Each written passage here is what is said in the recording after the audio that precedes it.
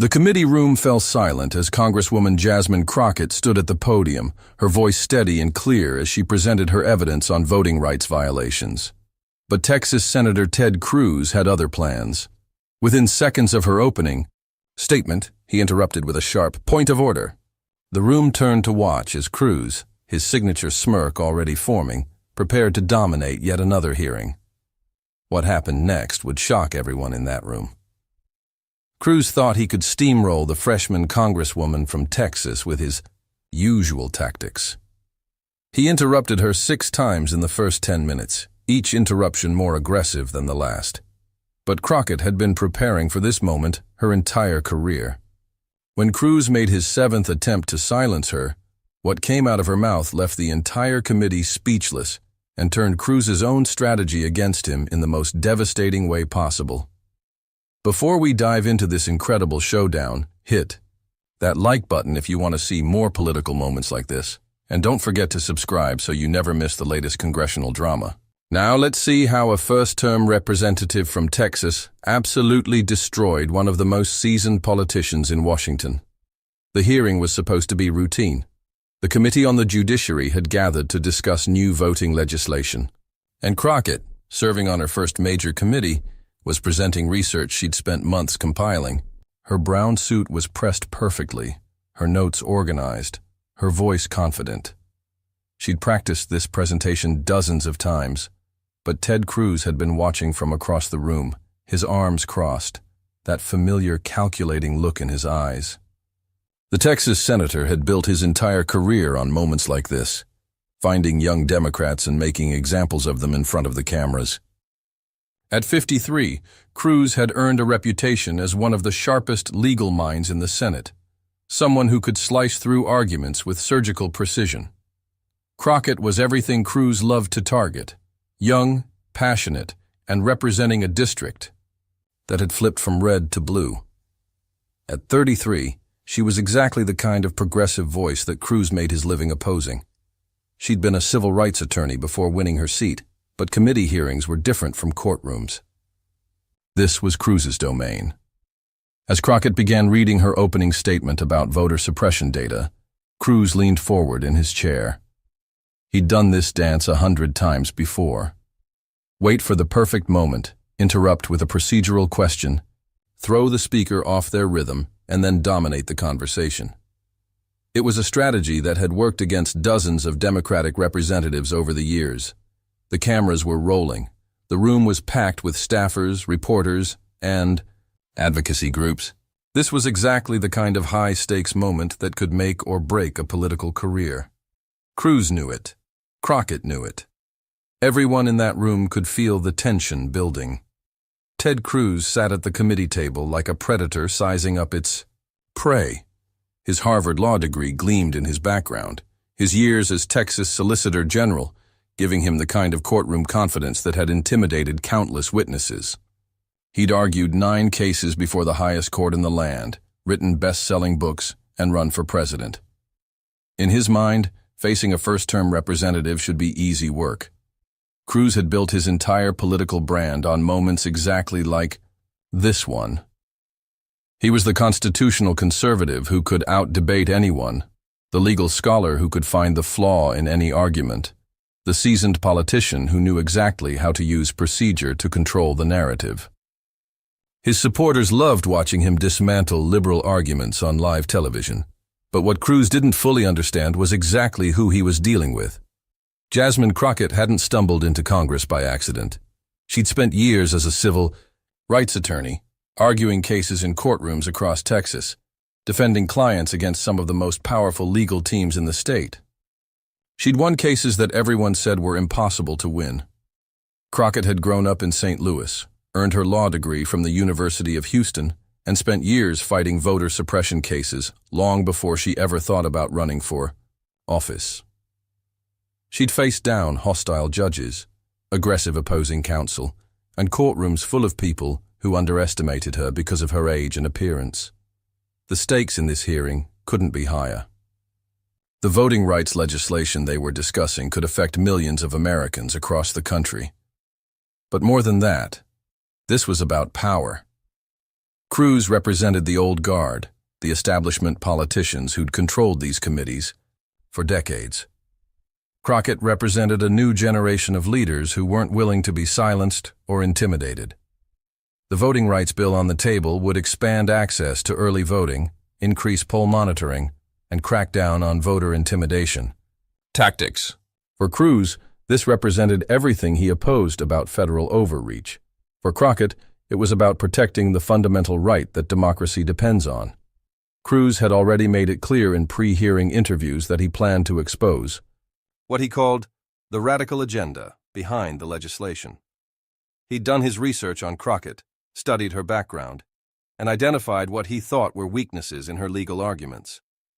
In his mind, this hearing was an opportunity to score political points against the progressive wing of the Democratic Party. But Crockett had done her homework too. She'd studied Cruz's tactics, watched hours of his previous committee performances, and identified patterns in how he operated. She knew he would try to interrupt, knew he would try to throw her off balance, knew he would try to turn the hearing into a debate about constitutional interpretation rather than the facts of voter suppression. The room was filled with tension as both sides prepared for battle. Cruz's staff had briefed him on potential vulnerabilities in the Democratic arguments. Crockett's team had prepared counter-arguments for every possible line of attack. The media was ready to capture every moment of what promised to be an explosive confrontation. What neither side fully anticipated was how personal this would become, and how quickly Cruz's usual tactics would backfire against an opponent who'd spent years preparing for exactly this kind of fight. Crockett had barely finished her first paragraph when Cruz struck. "Point of order, Mr. Chairman," he said, his voice cutting through her presentation like a knife. "I believe the witness is mischaracterizing the legal precedent she's citing." The interruption was classic Cruz, technically within the rules, but clearly designed to throw Crockett off her rhythm. She paused, looked directly at Cruz, and calmly responded, "Senator, if you'd allow me to finish my statement, I believe your concerns will be addressed." But Cruz wasn't done. He leaned into his microphone, that familiar smirk spreading across his face. "With respect, Congresswoman, accuracy matters in these hearings. We can't allow misstatements of law to go uncorrected, even if they support a particular political narrative." The room buzzed with tension. Staffers looked up from their notes. Reporters leaned forward. This was exactly the kind of confrontation that made for viral clips and cable news highlights. Crockett took a breath and continued with her presentation, diving into statistics about polling place closures in Texas. She'd made it through exactly 2 sentences when Cruz interrupted again. "Point of order," Cruz said, his voice more aggressive this time. "The data the Congresswoman is presenting appears to be incomplete. Are we supposed to make policy decisions based on cherry-picked statistics?" This time, murmurs rippled through the room. Even members of Cruz's own party shifted uncomfortably in their seats. Interrupting once could be seen as legitimate oversight. Twice was starting to look like harassment, but Crockett remained calm. "Senator Cruz, I appreciate your interest in the data. I have the complete methodology and sourcing available if you'd like to review it after I finish presenting the evidence." Her composure seemed to frustrate Cruz. He'd expected her to get flustered, to lose her train of thought, to give him an opening to take control of the hearing. Instead, she was handling his interruptions like a seasoned professional. Crockett moved on to discussing voter intimidation tactics, presenting case studies from recent elections. She was hitting her stride, her voice gaining confidence with each point. The evidence she was presenting was damning, clear patterns of suppression targeting specific communities. That's when Cruz made his third interruption. "Mr. Chairman, I have to object to the characterization of legitimate election security measures as intimidation. This kind of inflammatory language has no place in a serious policy discussion." Now the room was getting uncomfortable. 3 interruptions in 5 minutes was beyond normal committee procedure. Some members were starting to exchange glances. The chairman looked like he was considering stepping in, but Cruz was just getting started. As Crockett tried to present evidence about poll monitoring, He interrupted a fourth time. Point of order. The Congresswoman seems to be conflating poll watching, which is legal and necessary, with voter intimidation, which is illegal. This distinction matters. Crockett's jaw tightened slightly, but her voice remained steady. Senator, poll watching is indeed legal. Poll intimidation is not. The evidence I'm presenting clearly distinguishes between the two. The fifth interruption came as Crockett was discussing federal oversight mechanisms. Mr. Chairman, Cruz said, his voice now dripping with condescension, I think we need to clarify the constitutional limitations on federal authority here. The Congresswoman seems to be advocating for federal overreach that would violate state sovereignty. By now, the atmosphere in the room had completely changed. What had started as a policy hearing was turning into a personal confrontation. Cruz's interruptions were becoming more frequent and more aggressive. Crockett's supporters in the gallery were visibly frustrated. Even some Republicans looked uncomfortable with Cruz's tactics. But the sixth interruption was the most aggressive. Yet, as Crockett tried to present her concluding recommendations, Cruz slammed his hand on the table. Point of order! This entire presentation is nothing more than partisan theater designed to justify federal takeover of state election systems. We cannot allow this committee to be used as a platform for radical constitutional revisionism. The room erupted. Democrats demanded order. Republicans looked uncertain. The chairman called for calm. But all eyes were on Crockett, who stood at the podium with her papers in hand, her expression unreadable. She'd been interrupted 6 times in 10 minutes. Her carefully prepared presentation had been shredded by Cruz's tactical aggression. Any normal witness would have been rattled, confused, thrown completely off balance. The systematic nature of the assault was evident to everyone in the room. Cruz had methodically dismantled every attempt at sustained argument, turning what should have been a policy discussion into a display of his own perceived intellectual dominance. The pattern was so obvious that even neutral observers were beginning to question whether this was legitimate oversight or political bullying disguised as constitutional scrutiny. The physical toll of sustained interruption was visible in the tension around Crockett's eyes and the slight tightening of her jaw. But what wasn't visible was the mental preparation that had equipped her for exactly this scenario. Her years of courtroom experience had taught her that aggressive opponents often revealed their weaknesses when they became overconfident. Cruz's escalating aggression suggested he was following a predetermined script rather than responding to the actual content of her presentation. The mathematical precision of his interruption pattern, exactly 6 challenges in 10 minutes, revealed the calculated nature of his approach. This wasn't spontaneous constitutional concern. It was choreographed political theater designed to generate viral moments and fundraising opportunities. Crockett recognized the pattern because she'd studied it in preparation for this hearing. But Jesmins Crockett wasn't any normal witness. She was a civil rights attorney who'd spent years dealing with hostile courtrooms. She was a politician who'd won her seat by defeating better-funded opponents. And she was a woman who'd been underestimated her entire career. As the room slowly quieted down, Crockett looked directly at Cruz. She set down her prepared remarks and spoke without notes, her voice carrying clearly through the suddenly silent chamber. Senator Cruz, she said, her tone perfectly calm. I can see you're very passionate about this issue. Since you seem to have so many concerns about my presentation, perhaps you'd like to present your own evidence about voting rights. In Texas, Cruz smiled that familiar smirk. This was exactly what he'd been waiting for, a chance to take control of the hearing and deliver his own prepared talking points. He began to respond, ready to launch into his 7th interruption of the day. But what happened next would change everything. Cruz opened his mouth to deliver what he thought would be his knockout blow. Congresswoman, since you mention evidence, let me tell you about the real evidence of voter fraud and election irregularities that justify the security measures you're attacking. But Crockett held up her hand and spoke over him, her voice clear and commanding. Senator Cruz, with all due respect, you've interrupted me 6 times in the past 10 minutes. I believe it's time you learn what the word respect actually means. The room went dead silent. Cruz's mouth hung open mid-sentence. He'd been interrupted himself, and the shock of it was written all over his face. Crockett continued, her voice gaining strength. You want to talk about evidence, Senator? Let's talk about evidence. You've mentioned election security 6 different times in your interruptions, so let me ask you directly. Can you provide this committee with evidence of voter fraud in Texas that would justify the polling place closures I was discussing? Cruz tried to regain his footing.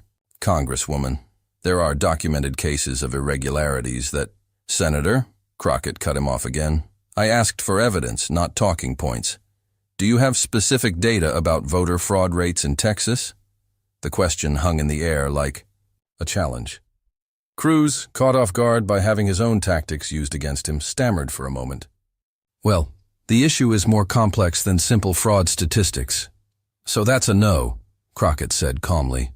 You don't have evidence of fraud that would justify closing polling locations in predominantly minority communities. You interrupted my presentation 6 times to challenge evidence you haven't even reviewed, while offering no evidence of your own. The room was electric with tension. Staffers were furiously taking notes. Reporters were leaning forward to catch every word. This was the moment everyone had been waiting for without knowing it. But Crockett wasn't finished. She turned to address the full committee, her voice now carrying the authority of someone who'd found her rhythm. Mr. Chairman, I've spent the last 10 minutes being interrupted by someone who claims to care about accuracy and evidence, but who can't provide any evidence for his own claims. Senator Cruz has made this hearing about his performance rather than the serious issue of voting rights, Cruz tried to interject. Point of order, no, Crockett said firmly, her voice cutting through his attempted interruption. Senator, you've had your 6 chances to make points of order.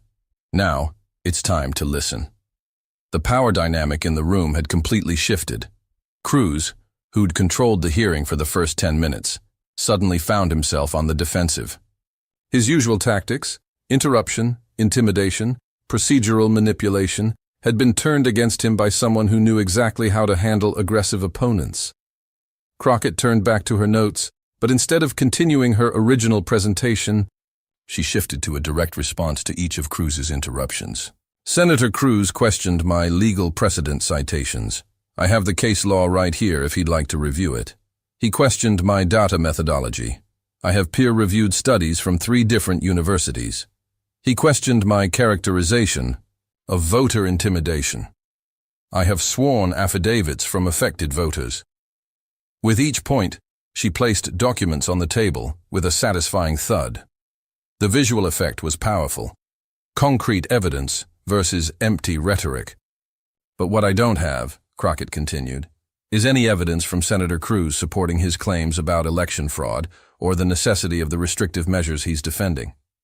What I don't have is any substantive policy alternative from someone who's spent more time interrupting than listening.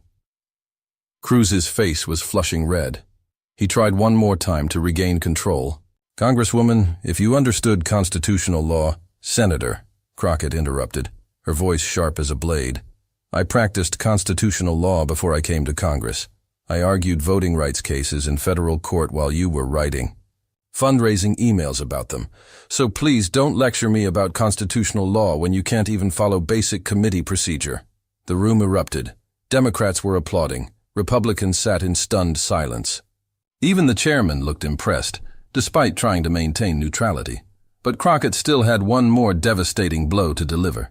She picked up a thick folder from her table and held it up for everyone to see. Since Senator Cruz is so concerned about evidence and accuracy, let me share some evidence with this committee. This folder contains voting data from Senator Cruz's own re-election campaign in 2018. It shows that his campaign relied heavily on early voting, mail-in ballots, and extended polling hours, the exact same voting methods he's now claiming are security risks. She opened the folder and began reading specific numbers. Senator Cruz received 287,000 early votes in Harris County alone. His campaign sent mail-in ballot applications to senior communities across Texas. His staff worked to extend polling hours in counties where his support was strong. Cruz looked like he'd been hit by a truck. The hypocrisy was laid out in black and white with his own campaign data as evidence. "So, Senator," Crockett said, closing the folder with a snap, "which is it? Were the voting methods that helped elect you to the Senate legitimate and secure, or are they the fraudulent security risks you claim they are today?" The silence in the room was deafening.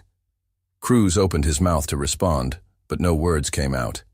He'd been caught in a contradiction using his own data, exposed by someone he'd tried to intimidate, humiliated by his own tactics.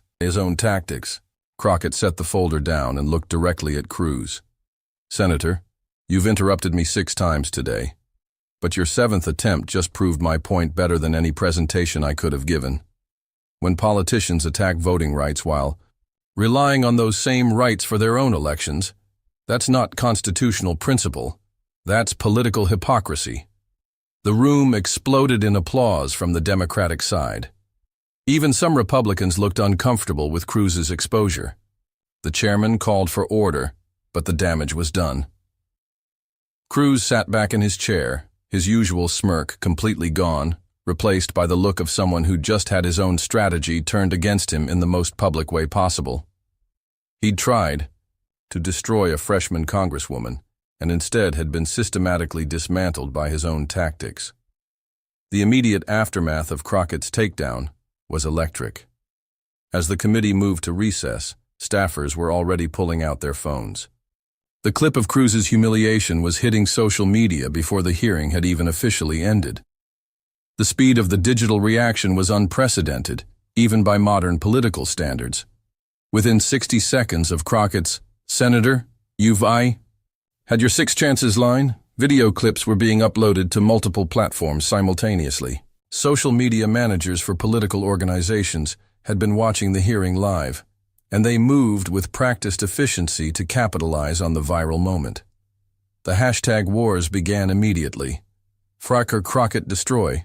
Cruz rocketed to the top of trending topics, competing with 6 interruptions and respectful politics for dominance. Conservative accounts tried to push counter-narratives with hashtags like Cruz Fights Back and constitutional education, but they were quickly overwhelmed by the volume of content celebrating Crockett's performance. Political meme generators, both professional and amateur, worked at lightning speed to capture the essence of the confrontation. The image of Cruz's stunned face after being interrupted himself became instant digital currency, paired with captions ranging from serious political commentary to crude humor. GIF creators extracted key moments from the video feed, creating shareable content that would circulate for weeks. The professional political media moved almost as quickly as social media users. Cable news producers were cutting clips while the hearing was still in session, preparing segments for their evening shows. Political reporters were crafting headlines and opening paragraphs, trying to capture the significance of what they'd witnessed while the details were still fresh. Within minutes, hashtags were trending. Crockett destroy Cruz rocketed to the top of social media feeds. 6 interruptions became a rallying cry for those frustrated with political grandstanding. The video clip of Crockett saying, "Senator, you've had your 6 chances," was being shared thousands of times per minute. The demographics of the social media response revealed interesting patterns about modern political engagement.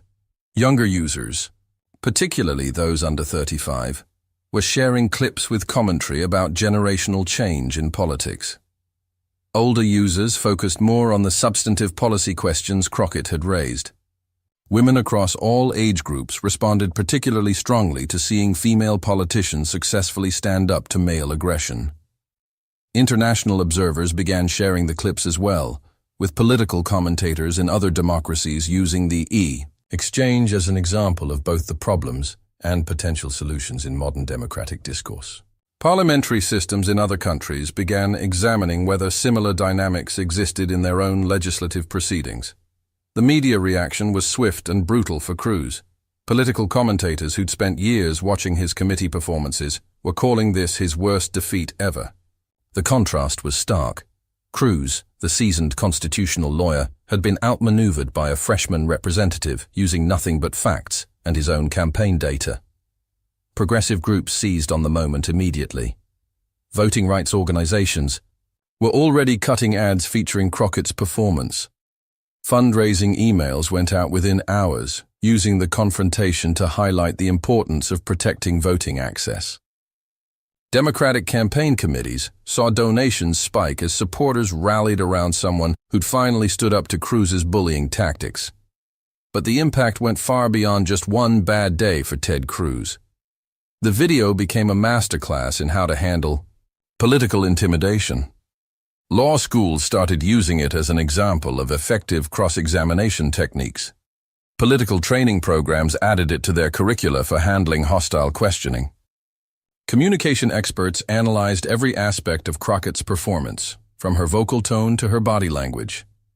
Students at universities across the country watched the clip in political science classes, studying how Crockett had maintained her composure under sustained attack. Debate teams used it to teach members how to handle aggressive opponents who tried to throw them off balance with interruptions and personal attacks. The video also became required viewing for women entering politics. Female candidates and their aide. Campaign managers studied how Crockett had refused to be intimidated by Cruz's traditional dominance tactics. Her performance became a template for how to respond when male politicians tried to use condescension and interruption as weapons. Professional development seminars for lawyers began incorporating the hearing into their training materials. Young attorneys learned from watching how Crockett had turned an adversarial situation to her advantage, using preparation and factual evidence to overcome procedural manipulation and personal attacks. Young politicians across the country reached out to Crockett's office, wanting to learn her tactics.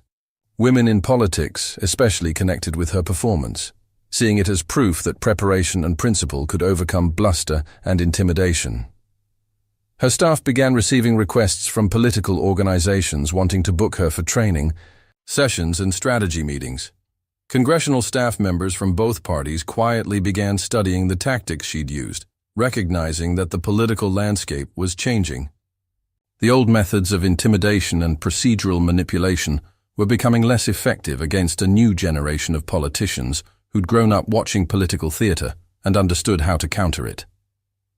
The voting rights legislation itself gained new momentum from the hearing. Crockett's systematic destruction of Cruz's arguments had exposed the weakness of the opposition's position. Committee members who'd been on the fence found themselves swayed by her evidence-based approach. Cruz, meanwhile, tried to control the damage. His staff put out statements claiming he'd been making important constitutional points and that the media was distorting his performance. But the video spoke for itself. There was no spinning away 6 interruptions followed by a complete intellectual dismantling. Conservative media tried to defend Cruz, but even his usual allies seemed uncomfortable. Some right-wing commentators actually criticized his performance, saying he'd been out-prepared and had walked into a trap. The criticism from his own side was almost more damaging than attacks from progressives. The long-term implications were even more significant. Cruz's reputation as an unbeatable debater took a major hit. Future witnesses came to hearings better prepared for his tactics, knowing that someone had successfully turned his own methods against him. Crockett, on the other hand, saw her national profile skyrocket overnight. Speaking invitations poured in from across the country. Major news networks wanted interviews. Political organizations wanted her as a featured speaker. But perhaps most importantly, the confrontation changed the dynamics of committee hearings more broadly. Other senators and representatives started thinking twice before using aggressive interruption tactics, knowing they might face the same kind of systematic dismantling that Cruz had experienced. The video became a case study in political communications programs. Students analyzed how Crockett had maintained her composure under pressure, how she'd used Cruz's own data against him, and how she'd turned defensive moments into offensive opportunities. Voting rights advocates called it a turning point in the national conversation. For years, they'd watched politicians like Cruz, dominate hearings through procedural manipulation and aggressive tactics. Crockett's performance showed that preparation, facts, and strategic thinking could overcome political theater. The aftermath also revealed something important about changing generational dynamics in politics. Crockett represented a new generation of politicians who'd grown up watching viral political moments, who understood how to communicate in an age of social media, and who weren't intimidated by the old power structures. Cruz's political future became a subject of speculation. Some analysts suggested the confrontation had damaged his brand permanently, especially among younger voters who saw him as a symbol of everything wrong with political discourse. Others argued that his base would rally around him, seeing the criticism as proof of media bias. But the numbers told a different story. Polling in Texas showed Cruz's approval ratings dropping, particularly among college-educated suburban voters who'd watched the hearing. His fundraising slowed, and potential primary challengers started making noise about running against him. The committee eventually passed the voting rights legislation, with several Republicans citing Crockett's evidence in their explanations for switching their votes. The bill moved to the full chamber with much stronger support than anyone had anticipated before the hearing. The legislative victory was particularly sweet for voting rights advocates who'd watched similar bills die in committee before. This time, the combination of Crockett's thorough preparation and Cruz's spectacular overreach had created momentum that carried the legislation forward. Committee members who'd been undecided found themselves swayed not just by her evidence, but by the stark contrast between her professional presentation and Cruz's theatrical interruptions. The policy implications extended far beyond this single piece of legislation. Other voting rights bills that had been stalled in various committees suddenly found new life as legislators became more willing to engage with the evidence rather than dismiss it through procedural tactics. Crockett's systematic presentation had elevated the entire debate by forcing opponents to engage with facts rather than rely on political theater. State legislatures across the country began referencing the hearing in their own debates about voting access. The federal legislation provided a template for state-level reforms, and Crockett's evidence became a roadmap for advocates working at every level of government. Her meticulous documentation of voter suppression tactics made it harder for politicians to deny that problems existed. For Crockett, the moment marked her arrival as a national political figure. But more than that, it established her as someone who could stand up to the most aggressive political operators and not just survive, but win. Committee assignments that had seemed routine before suddenly carried new weight, as colleagues recognized her ability to handle high-pressure situations. The transformation of her role within Congress was immediate and significant. Senior Democratic. Members began seeking her input on strategy for other high-profile hearings. Her staff received requests to train other members on handling hostile questioning. What had started as a routine committee appearance had evolved into a masterclass in political combat that other politicians wanted to learn from. Her fundraising exploded overnight as small-dollar donors across the country contributed to support someone who'd finally stood up to Cruz's bullying tactics. Progressive organizations that had never heard of her before the hearing suddenly wanted her as a featured speaker at their events. The viral moment had transformed her from a freshman representative into a national political celebrity. The story, of 6 interruptions and 1 devastating response, became more than just a viral political moment. It became a symbol of how preparation, principle, and courage could overcome political bullying. It showed that the old tactics of intimidation and procedural manipulation could be defeated by someone willing to stand their ground and fight back with facts. The broader implications for American political discourse were significant and lasting. For years, committee hearings had devolved into theatrical performances where the loudest, most aggressive voices dominated the conversation. Substantive, policy discussions were regularly derailed by politicians who understood that viral moments and cable news clips were more valuable than actual legislative work. Crockett's performance offered a different model, one where preparation trumped theater, where facts mattered more than sound bites, where respectful but firm pushback could defeat bullying tactics. Political scientists began studying the hearing as an example of how democratic discourse could be elevated rather than degraded by skilled participants who understood both the rules and the stakes. The impact on future committee hearings was immediate and measurable. Politicians who'd previously relied on Cruz-style interruption tactics found themselves facing opponents who'd studied Crockett's methods and were prepared to push back. The dynamic shifted from aggressive questioners dominating passive witnesses to more balanced exchanges where evidence and argument carried more weight than volume in theatrics. Training programs for congressional staff began incorporating the hearing into their curricula. New members of Congress and their teams studied the exchange as an example of how to handle hostile questioning while maintaining focus on substantive issues. Law schools added it to courses on advocacy and cross-examination, showing students how courtroom skills could translate to political settings. The international reaction was equally significant. Democratic institutions around the world had been struggling with similar problems. How to maintain substantive policy discussions in an era of increasing political polarization and media-driven theater. Crockett's performance became a case study in parliamentary systems across multiple countries, showing how individual politicians could elevate discourse through preparation and principled pushback. Academic research on political communication began examining what they called the Crockett effect, the ways that well-prepared, fact-based responses could shift power dynamics in political settings. Communication scholars analyzed every aspect of her performance, from her vocal patterns to her use of documentary evidence, creating frameworks that other politicians could adapt to their own situations. In the end, Ted Cruz learned a lesson that many political bullies have to learn eventually.